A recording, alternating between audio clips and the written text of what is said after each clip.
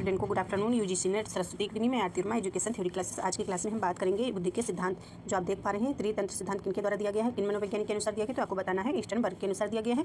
एक सिद्धांत और हम बात करेंगे गिलफोर्ड के अनुसार, हम बात करेंगे त्रिविमीय सिद्धांत। ठीक है, गिलफोर्ड के अनुसार हम बात करेंगे त्रिविमीय सिद्धांत या त्रिआयामी सिद्धांत। बहुत सारे नाम हैं जो हम आपको बताएंगे। तो सबसे पहले हम यहाँ पे बात कर रहे हैं त्रितंत्र सिद्धांत के बारे में बात कर रहे हैं। तो आप सब स्टूडेंट अच्छे से समझने का प्रयास करिएगा। ईस्टर्नबर्ग के त्रितंत्र सिद्धांत का वर्णन, तो ये चीज़ें आपको पढ़ना है। ठीक है, तो ये उप सिद्धांत हो जाएंगे। संदर्भधात्मक जो है उप सिद्धांत बुद्धि कह सकते हो, या अनुभोजन ये दूसरे नंबर पे आपका आएगा। अनुभोजन उप सिद्धांत हो जाएगा बुद्धि का। ठीक है, और घटक उप सिद्धांत हो। तो यहाँ से आपको समझने की जरूरत नहीं है, हम इसी तरीके से आपको बताएंगे। ठीक है, घटक जो बुद्धि सिद्धांत है, उप सिद्धांत है, इसमें 3 प्रकार के आपके बताए गए हैं। ठीक है, घटक, मेटा घटक, ये अभी हम बताएंगे। आपको यहाँ से पढ़ना है बुद्धि के प्रकार, यानी कि ईस्टर्नबर्ग के अनुसार। तो आपको इतना याद रखना है, यहाँ से आपको नहीं याद रखना है, यहाँ से आपको याद रखना है, बस आपको थोड़ा बहुत याद रखना है कि यहाँ उप सिद्धांत होता भी है। ठीक है, तो विश्लेषणात्मक बुद्धि या घटकीय बुद्धि, ठीक है, जो 3 भागों में है। यहाँ जो हमने आपको बताया यही चीज़ है। मेटा घटक या प्रदर्शन घटक या ज्ञान अर्जन घटक हो जाएगा। ठीक है, यहाँ जो हमने आपको बताया था। फिर सृजनात्मक बुद्धि या अनुभवात्मक बुद्धि या रचनात्मक बुद्धि, आपको ये इंपॉर्टेंट है, याद कर लेना है। फिर इसके बाद आपका व्यवहारिक बुद्धि या प्रासंगिक बुद्धि आता है। ठीक है, तो इस प्रकार से आपको इतना ही याद कर लेना है जो आपके पेपर में पूछा जाता है। सिर्फ आपके पेपर में इतना ही पूछा जाता है कि जो है ये त्रितंत्र सिद्धांत किनके द्वारा दिया गया है, तो आपको बताना है ईस्टर्नबर्ग के अनुसार दिया गया है। विश्लेषणात्मक बुद्धि, ये ऑप्शन में होंगे कि कौन किनके द्वारा बुद्धि दी गई है। ठीक है, किन वैज्ञानिक के अनुसार दी गई है। तो ये आपको ध्यान रखना है कि ईस्टर्नबर्ग के अनुसार जो है ये 3 प्रकार की बुद्धि बताई गई है। ये नियम आपको याद रखना है। विश्लेषणात्मक बुद्धि या घटकीय बुद्धि, ठीक है, और सृजनात्मक बुद्धि या अनुभवात्मक बुद्धि या रचनात्मक बुद्धि। ठीक है, नाम आपको याद होने चाहिए। इसके बाद व्यवहारिक बुद्धि आता है या प्रासंगिक बुद्धि या संदर्भनात्मक बुद्धि। इतना ही आपको याद करना है, और थोड़ा सा आपको इसमें याद करना है। इस सिद्धांत के अंतर्गत जो आपके पेपर में पूछा जाता है बुद्धि का त्रितंत्र सिद्धांत ईस्टर्नबर्ग के अनुसार है। इसका दूसरा नाम भी है सूचना सिद्धांत, यानी कि ईस्टर्नबर्ग के अनुसार जो सिद्धांत दिया गया है त्रितंत्र सिद्धांत या सूचना सिद्धांत कहते हैं। तो इसमें ये ईस्टर्नबर्ग प्रतिपादक यानी कि 1885 में, ठीक है, और बियॉन्ड IQ ये पुस्तक हो जाएगी इनके अनुसार, ईस्टर्नबर्ग के अनुसार। बुद्धि को आलोचनात्मक ढंग से सोचने की क्षमता के रूप में समझा जाता है। मानव बुद्धि में अनेक तत्व शामिल होते हैं। तो ये आपसे पूछा जाए ईस्टर्नबर्ग के अनुसार जो तत्व होते हैं तो कितने प्रकार के होते हैं, तो 5 प्रकार के तत्व होते हैं। ये आप देख सकते हैं। गुण संकेत होता है, अनुमान होता है, व्यवस्था होता है, उपयोग होता है, अनुक्रिया होता है। ये आपको सीक्वेंस में लगाने को आ जाता है। इसमें से आपको 2 ही पॉइंट्स याद रखने हैं, 2-3 पॉइंट्स। ठीक है, तो कूट संकेत आपको याद रखना है।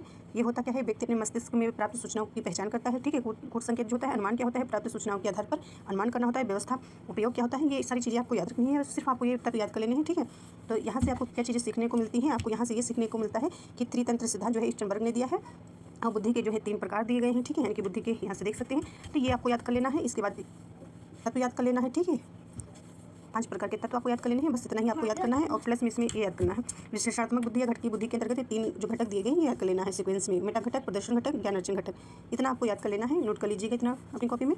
इसके बाद हम देखते हैं गिलफोर्ड के अनुसार बुद्धि।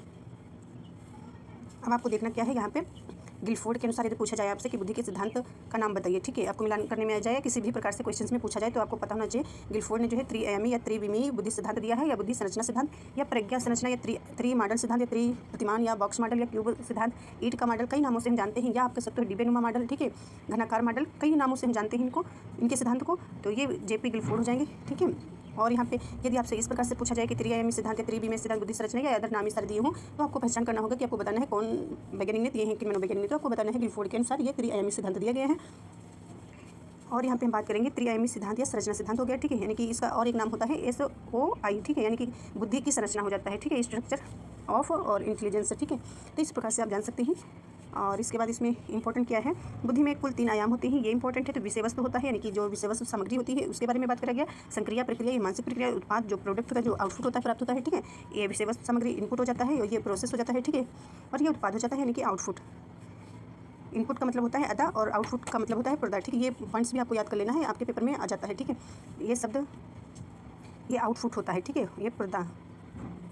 ठीक है, ये इनपुट होता है, ये यहाँ से समझिए इनपुट से। ठीक है, इनपुट। ठीक है, ये इनपुट होता है, ये जो है आपका आउटपुट होता है। ये शब्द आपको याद रख लेना है, आउटपुट। इसके बाद आपको ये जानना है यहाँ पे, जैसे कि आपने यहाँ पे गिलफोर्ड के अनुसार देखा त्रिआयामी सिद्धांत, त्रिविमीय बुद्धि सिद्धांत आपने देखा। इसके बाद आपको देखना है एक स्पीयरमैन के अनुसार। ठीक है, स्पीयरमैन के अनुसार बुद्धि का कौन सा सिद्धांत दिया गया है, आप सभी स्टूडेंट को पता होना चाहिए।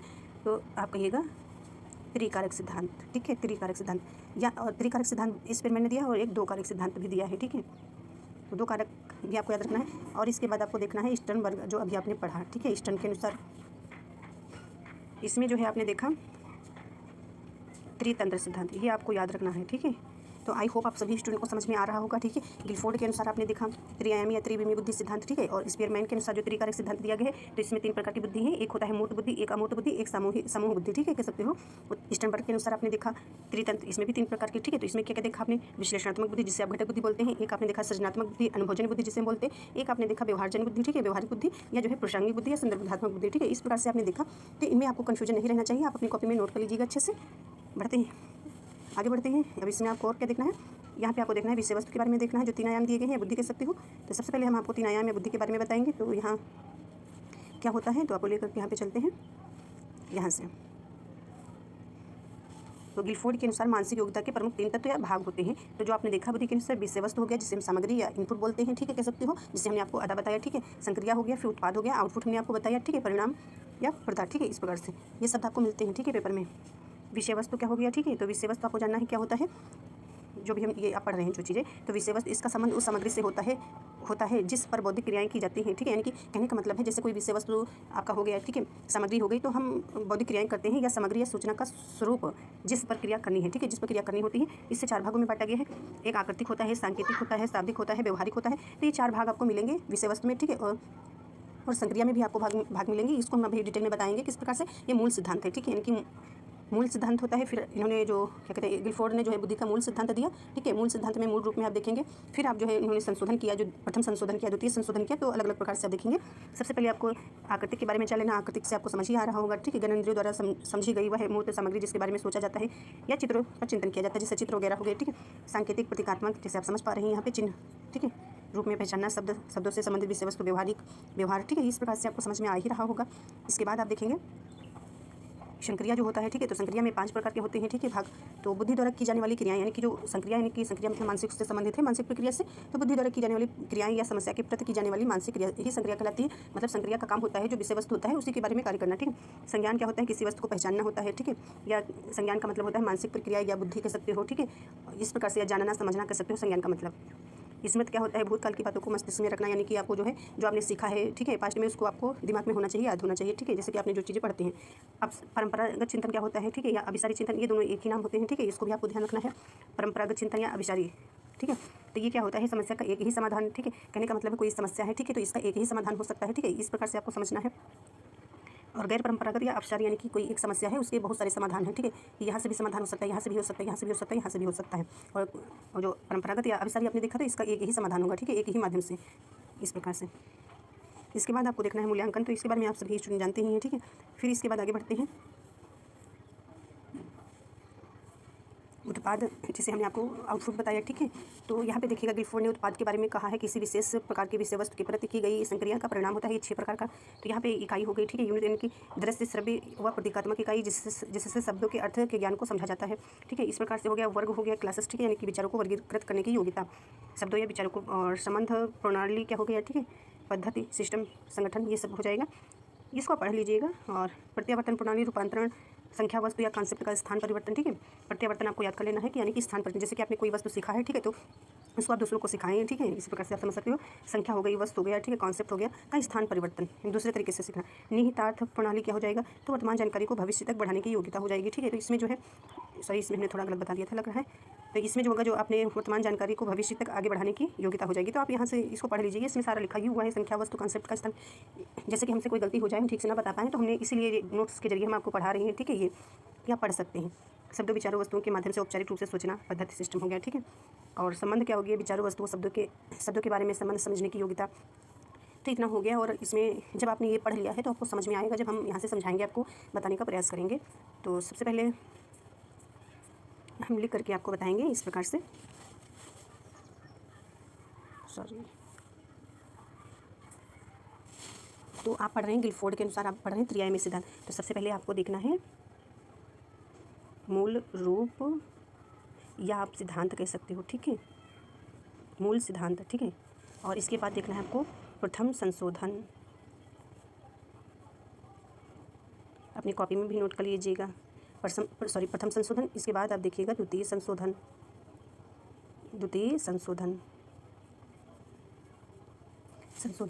तो मूल रूप जो था, तो ये डेट आपकी हो जाएगी, ठीक है। इसके बाद जो प्रथम संशोधन था, तो ये आपका हो जाएगा 1977।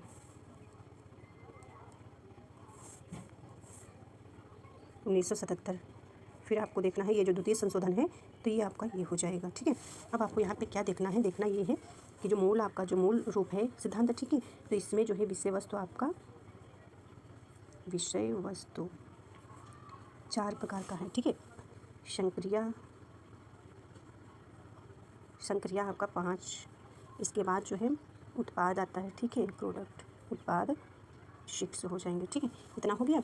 इसके बाद इसमें भी आपको देखना है जो प्रथम संशोधन किया गिलफोर्ड ने, तो इसमें कितने प्रकार की बुद्धि बताई यानी भाग बताए। तो यहाँ पे जो ये विषय वस्तु है तो ये जो विषय वस्तु है यहाँ पे कितने हो गए, 5 हो गए, ठीक है, 5 हो गए। और इसके बाद जो संक्रिया है ये चीज़ संक्रिया, तो इसमें कितना हो गया प्रथम संशोधन में, इसमें जो है 5 ही है, इसमें कोई चेंज ना हुआ। फिर इसके बाद जो उत्पाद है इसमें भी कोई चेंज ना हुआ, तो ये इतने हो गए, यानी कि चेंज इसमें प्रथम जब संशोधन किया तो विषय वस्तु में जो है संशोधन हुआ, ठीक है। तो 4 से बढ़ के 1 हो गए यानी कि 5 हो गए। इसके बाद जब द्वितीय संशोधन हुआ तो विषय वस्तु में जो है संशोधन ना हो करके ये 5 ही भाग हुए, और इसमें संक्रिया में संशोधन किए तो 6 कर दिया, ठीक है। तो इसमें संशोधन किया तो 6 कर दिए, और इसके बाद जो उत्पाद इसमें हो गए तो इसमें 6 ही रहे, ठीक है। तो आई होप आप सभी स्टूडेंट को समझ में आ रहा होगा। तो हमारे कहने का मतलब ये है कि मूल सिद्धांत जो था तो उसमें विषय वस्तु जो है 4 प्रकार की थी, ठीक है, 4 प्रकार की थी। इसके बाद जो संक्रिया थे इसमें 5 प्रकार की संक्रियाएँ थी। उत्पाद क्या थे, उत्पाद 6 प्रकार के थे। जो प्रथम संशोधन हुआ उसमें जो है विषय वस्तु 5 हो गई, 5 प्रकार की, और संक्रिया 5, इसमें कोई परिवर्तन नहीं हुआ, और उत्पाद में भी कोई परिवर्तन नहीं हुआ, और इसमें भी कोई परिवर्तन नहीं हुआ। और इसमें जो द्वितीय संशोधन हुआ तो इसमें जो है संक्रिया में 1 बढ़ गई तत्व, ठीक है, 1 कारक बढ़ गया आपका, तो 6 हो गए। तो इतना आपको समझ में आया होगा, ठीक है। इसके बाद अब जो मूल रूप है, ठीक है, मूल रूप में क्या हो गया, 4 × 5 × 6, तो 120 प्रकार के कारक बताए गए। ये जो मूल आपका रूप हुआ, मूल सिद्धांत हुआ, तो इसमें 120 प्रकार के कारक तत्व बताए गए, ठीक है। इसके बाद जो है प्रथम संशोधन जो हुआ तो इसमें जो है 1 ऐड हो गया, तो यहाँ पे आपको देखना है 5 गुणे, ये ऐड हुआ, यहाँ पे 5 हो गया, 5 × 5 × 6, तो इसमें आपका 150 हो गए, ठीक है, कारक यानी तत्व। तो कहने का मतलब ये हो गया कि इसमें जो है प्रथम मूल जो सिद्धांत है तो इसमें जो है 120 कारक हो गए, और सेकंड जो प्रथम संशोधन हुआ इसमें 150 कारक हो गए, तत्व हो गए। इसके बाद अब आपको यहाँ से समझना है, और जो आपका द्वितीय संशोधन हुआ था उसमें 180 कारक हो गए, ठीक है। तो इस प्रकार से आपको यहाँ से हम समझाने का प्रयास करेंगे। बुद्धि के 3 तत्व या आयाम यहाँ से समझ सकते हैं। तो ये विषय वस्तु, संक्रिया, उत्पाद, ये मूल रूप हो जाएगा, ठीक है, मूल रूप या सिद्धांत कह सकते हो। तो 120 कारक के तत्व आप कहेंगे। इस प्रकार से अभी हमने आपको जो बताया, ठीक है। तो प्रथम जो विषय वस्तु था तो उसमें 4 प्रकार के तत्व थे, तो कारक या तत्व कह सकते हो। तो आकृतिक, सांकेतिक, शाब्दिक, व्यवहारिक हो गए, ठीक है। और संक्रिया के अंतर्गत जो है संज्ञान, स्मरण, परंपरागत चिंतन, गैर परंपरागत चिंतन, मूल्यांकन, जो भी हमने इससे पहले आपको पढ़ाया हुआ है। उत्पाद में 6 ठीक है भाग, तो इकाई, वर्ग, संबंध, प्रणाली, प्रत्यावर्तन, निहितार्थ, ये भी हमने आपको बताया, तो ये 6 है, ठीक है। तो कुल टोटल मिलाकर के 120 कारक तत्व हो गए गिलफोर्ड के अनुसार बुद्धि के सिद्धांत में, ठीक है। अब इसके बाद आपको जो है ये जो यहाँ पे नीचे दिख रहा है आपको, तो ये जो प्रथम संशोधन, ठीक है। तो यहाँ पे हम आपको बताएंगे प्रथम संशोधन के बारे में। विषय वस्तु, संक्रिया, उत्पाद, ये आपका हो जाएगा प्रथम संशोधन, जो भी हमने आपको बताया था 150 कारक, ठीक है, 150 कारक या तत्व आप कह सकते हो। तो इसमें क्या चेंज हुआ, ठीक है, विषय वस्तु में 1 जो है ऐड हुआ तत्व। तो यहाँ पे देखेंगे श्रविक हो गया, दृश्यविक हो गया, सांकेतिक, शाब्दिक, व्यवहारिक, तो श्रविक आपका जो है ऐड हुआ, ठीक है। अभी आपने वहाँ पे देखा था, इसके पहले जो पढ़ा था, ठीक है, 4 थे तत्व, और इसमें जो है कोई चेंजिंग नहीं हुई, इसमें भी कोई चेंजिंग नहीं हुई। तो इसमें टोटल आपका 150 कारक तत्व हो गया। फिर जो आपका द्वितीय संशोधन हुआ, ठीक है, पहले प्रथम हुआ फिर द्वितीय हुआ, ठीक है। तो द्वितीय जो संशोधन हुआ तो विषय वस्तु, तो इसमें जो है कोई चेंजिंग नहीं हुई, सेम वही रहा, ठीक है। जो प्रथम संशोधन था, अब द्वितीय संशोधन में जो है संक्रिया के अंतर्गत चेंजिंग हुई, तो इसमें 1 ऐड हो गया, ये ऐड हुआ, ठीक है, ये तत्व ऐड हो गया, बाकी सारे आपके सेम वही रहे, और उत्पाद के अंतर्गत सेम वही तत्व रहे। इसके बाद आपको यहाँ से देखना है, पूरी क्लास आप देखिएगा, समझ में आएगा, ठीक है। कोई ये टॉपिक ऐसा नहीं है कि एक बार आपने पढ़ लिया और आपको समझ में आ गया, थोड़ा मेहनत करनी पड़ती है समझने के लिए, ठीक है। तो यहाँ पे जैसे कि हमने आपको पहले पढ़ाया हुआ है तो नहीं समझ में आया होगा, जब आप पूरी क्लास देखेंगे, 1-2 बार देखेंगे, आपको समझ में आ जाएगा, ठीक है। तो ये मूल सिद्धांत हमने जो बताया, ठीक है, फिर प्रथम संशोधन हमने बताया, द्वितीय संशोधन बताया, ठीक है। तो यहाँ पे आप देख पा रहे हैं मूल संशोधन में 4 × 5 × 6 था, तो 120 कारक तत्व थे, ठीक है। इसके बाद जो इसमें चेंज हुआ, प्रथम संशोधन हुआ तो विषय वस्तु में चेंज हुआ, तो 4 की जगह पे 5 तत्व हो गए, ठीक है। टोटल मिलाकर के आपके 150 तत्व हो गए। फिर जो द्वितीय संशोधन हुआ तो द्वितीय संशोधन में क्या हुआ, जो विषय वस्तु आपका था उसमें चेंजिंग ना होगी, संक्रिया के अंतर्गत चेंजिंग हुआ, तो यहाँ पे 6 हो गया, बाकी उत्पाद के अंतर्गत कोई चेंजिंग नहीं हुई है, 6 ही जो है कारक रहे हैं तत्व। तो इस प्रकार से आप देख सकते हैं 180 तत्व हो गए। तो इतना आपको समझ में आया, और डिटेल में समझने के लिए ये आप देख सकते हो यहाँ से 120। तो यहाँ पे ये जो आपने पढ़ा था सेम तत्व वही रहे, ठीक है। इसके बाद जो विषय वस्तु के जो सेकंड यानी कि द्वितीय जो संशोधन हुआ तो उसमें आपने देखा श्रविक जो ऐड हुआ तत्व, बाकी तो आपका सेम वही रहा, ठीक है। इसमें कोई चेंजिंग नहीं हुई, इसमें नहीं हुई, इसमें ये आपका चेंज ऐड हुआ, इसमें तत्व वर्तमान में 180 कारक तत्व हैं। और पेपर में आपके जो है मूल ही तत्व पूछा जाता है, ठीक है, मूल कारक जो 120 हैं, ठीक है। अब थोड़ा आपको सारणी के तौर पर यहाँ पर देख लेना है, यानी कि जो जहाँ पे आप सभी पढ़ रहे हैं बुद्धि के 3 आयाम। तो बुद्धि के 3 आयाम में आपने देखा विषय वस्तु संक्रिया उत्पाद। तो जो मूल सिद्धांत आपका था, ठीक है, तो उसमें विषय वस्तु में 4 प्रकार के कारक थे, तत्व थे, संक्रिया में 5 थे, उत्पाद में 6 थे, ठीक है। इसके बाद जो है चेंजिंग हुआ, यानी कि जो द्वितीय प्रथम संशोधन हुआ, तो यहाँ पे देख सकते हैं, और द्वितीय संशोधन यहाँ पे, यानी कि एक जो है तत्व बढ़ गया, ठीक है। यानी कि प्रथम जो संशोधन हुआ उसमें जो है विषय वस्तु में एक जो है तत्व बढ़ा, ठीक है। जो द्वितीय संशोधन हुआ उसमें संक्रिया में एक तत्व बढ़ा, यानी कारक बढ़ा। तो आप सभी स्टूडेंट समझ ही पा रहे होंगे गिलफोर्ड के अनुसार ये बुद्धि का सिद्धांत है, और सिद्धांत के जो अदर नाम है वो भी हमने आपको बता ही दिए हैं, ठीक है। बुद्धि की संरचना का सिद्धांत या कह सकते हो ईट मॉडल सिद्धांत या डिब्बानुमा मॉडल सिद्धांत, अदर नाम भी हमने आपको बता रखे हैं। और यहाँ पे देखिएगा ये मूल सिद्धांत जो हमने आपको बताया हुआ है, तो आप सभी स्टूडेंट जान ही रहे हैं कि सबसे पहले जो गिलफोर्ड ने मूल सिद्धांत दिया था, ठीक है, जिसमें 120 कारक हैं, ठीक है। आपसे पूछा जाएगा कि गिलफोर्ड के अनुसार जो था मूल सिद्धांत के अंतर्गत जो है कितने कारक के तत्व हुए, तो आपको बताना है 120 कारक। यदि आपसे पूछा जाए प्रथम संशोधन में तो 150 आपको बताना होता है। यदि द्वितीय संशोधन गिलफोर्ड के अनुसार पूछा जाए तो 150 कारक के तत्व आपको बताना होता है, ठीक है। तो यहाँ पे आपको ध्यान रखना है मूल तत्व, मूल सिद्धांत, ठीक। तो मूल सिद्धांत में जो विषय वस्तु थे वो आपके 4 प्रकार के थे, और संक्रिया जो थी वो संक्रिया में जो तत्व थे वो आपके जो है 5 प्रकार के थे, जो आप देख पा रहे हैं, संज्ञान, स्मरण, परंपरागत चिंतन, गैर परंपरागत मूल्यांकन, जो हमने आपको जो हमने आपको पढ़ा ही दिया है, ठीक है।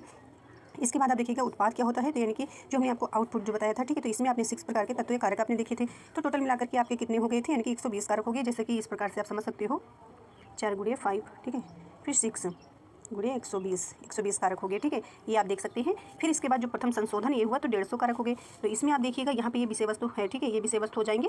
तो यहाँ पे श्रविक एक ऐड हो गया, ठीक है। यहाँ पे आपने देखा आकृतिक, सांकेतिक, शाब्दिक, व्यवहारिक है, और इसमें एक ऐड हो जाएगा श्रविक, ये ऐड हुआ। तो दृश्विक मतलब ये आकृतिक हो गया, ठीक है, ये सांकेतिक हो गया, ये सॉरी आकृतिक मतलब जो आप देख पा रहे हैं जो चीज़ें, ठीक है, ये दृश्य इससे रिलेटेड हो जाएगा। फिर सांकेतिक, शाब्दिक, व्यवहारिक हो जाएगा। इसमें 5 हो जाएंगे, यहाँ के 2 आप उठा करके यहाँ पे ऐड कर सकते हो, ठीक है, समझने के तौर पे। और इसके बाद आपको यहाँ पे देखना है संक्रिया सेम वही रहेंगी, ठीक है। ये जो संक्रिया यहाँ पे दी गई हैं प्रथम आपके मूल सिद्धांत में, तो ये संक्रिया यहाँ पे सेम 5 वही रहेंगी, और बाकी जो है यहाँ पे आपने देखा था इसमें जो है एक ऐड हुआ विषय वस्तु में। इसके बाद उत्पाद आपके सेम वही रहेंगे जो प्रथम मूल सिद्धांत में आपके थे, सेम वही हैं। तो इसमें आपको क्या जानना है, इसमें आप यहाँ पे देख सकते हैं, इसमें हो जाएगा 5 गुणे 6, यानी कि 150 कारक तत्व हो गए, यानी कि विषय वस्तु में एक ऐड हो गया कारक, तो आपके जो है इसको आपको मल्टीप्लाई करना होता है, ठीक है।